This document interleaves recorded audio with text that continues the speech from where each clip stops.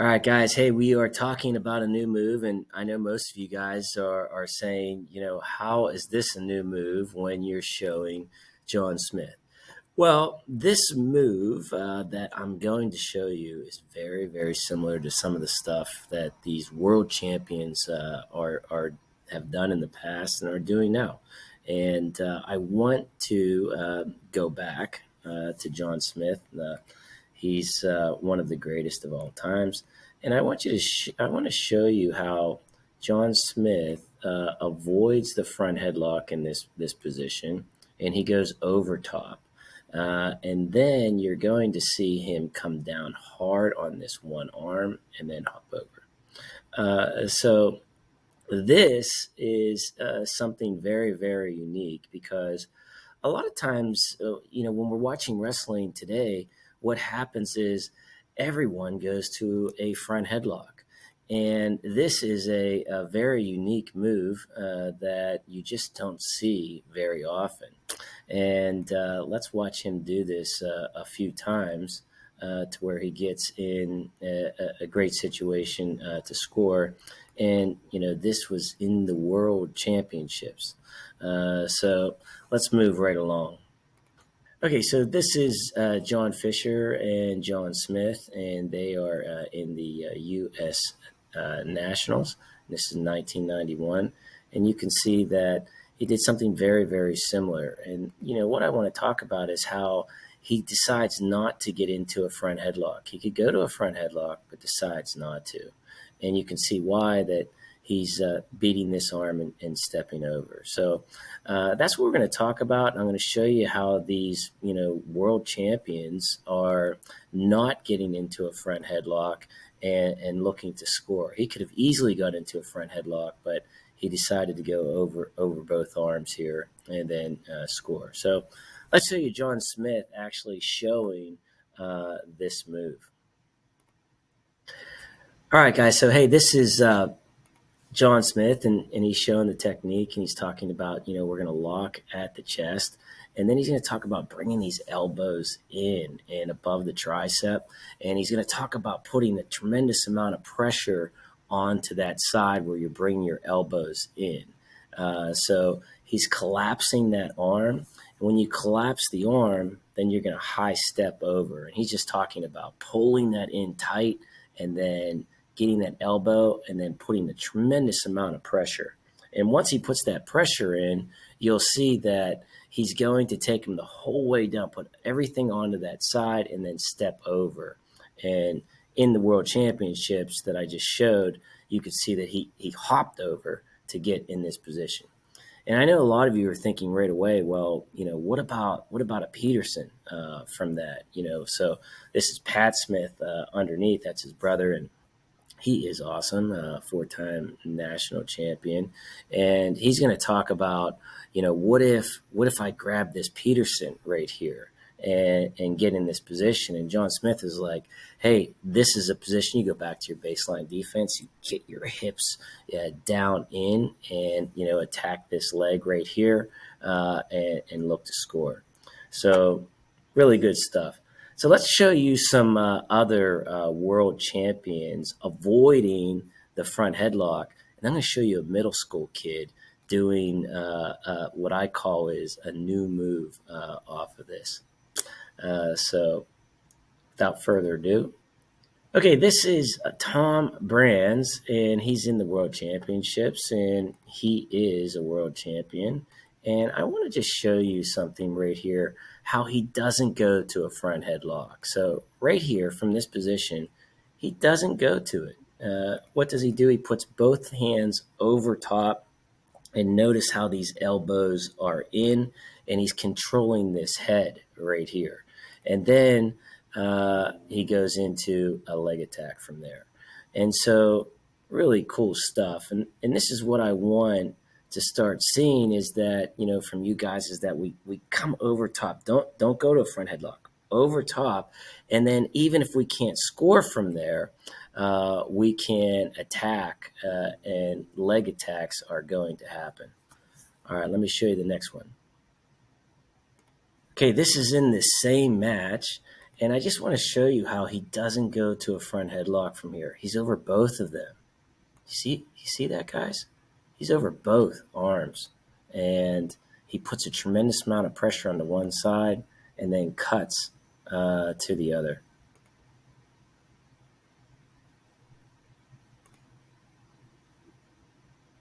All right, let's show his brother doing this.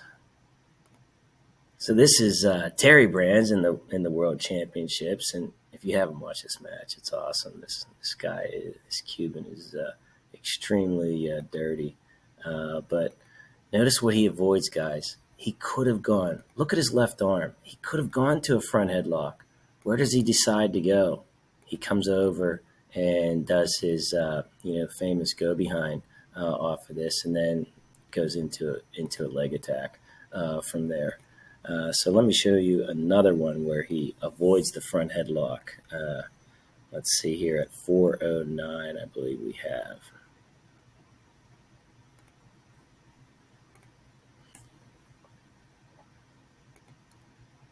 So he could have taken this arm right here and go to a front headlock, but watch what he does with that arm.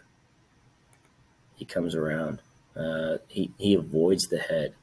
So I just see a lot of, I watched almost every match in the NCAA finals or NCAA tournament this year. I watch a lot of Division I wrestling, watch a lot of international wrestling. And I can tell you that what happens when someone sprawls like this, normally our guys are going into a front headlock, and watch Terry Brands, he avoids the front headlock. All right, let me show you another world champion. All right, this is David Taylor, and he is awesome, world champion, national champion. And notice how he avoids the front headlock there. So let's just go back to that. Watch this, Ray. Oh, I need to get this on 237.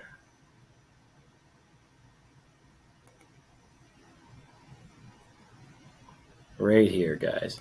Look, he had it, and then he came over top right here.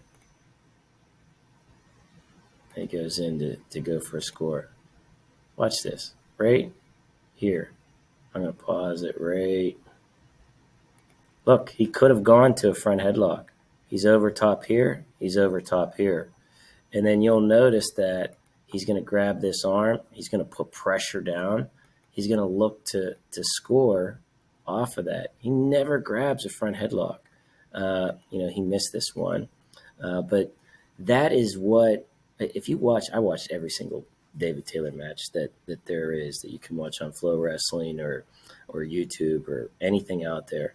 And he very, very rarely goes to a front headlock. So let me show you here at 408. We get into, I think the Iranian actually. Yeah.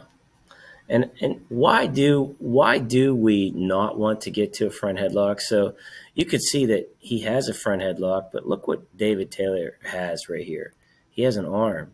Okay, so when he goes to a front headlock right here, he has something to hold on to. And this is important, guys. This is what I want to show you with this next move, because all of us have become masters at defending the front headlock because we've used it so much. And you can just see that David Taylor, he's going to grab the wrist right here. You see how he has this wrist? And if the Iranian was over top of both right here, there's nothing to grab. And so really the only thing that you can do from there is a peek out. And a lot of guys don't even know a peek out. Some of my younger guys that I work with, they don't even know a peek out because no one gets in that position anymore. So let's go on to this new move. All right. This is Freddy Bachman, and I had the pleasure of watching several of Freddy's matches, and I noticed that he did the same thing over and over and over again. So I watched several of his matches, and let's just say, let me just explain that Freddie Bachman is him and his brother are like multiple times Super 32 champions, and watching these guys wrestle, they are not like middle school kids. They're not the normal your normal kids that you would see wrestling, but what we're going to do is show you hit this position, and you can see how he goes over. But what he's doing right here, guys, is he's actually capturing that arm. So he's in the same thing. He doesn't have a front headlock, but with his left arm, you see what he's doing? He's capturing this elbow, and then there's nothing for him to hold on to. And so, it's just an easy takedown. And then he does it again. So let me just show you this again right here.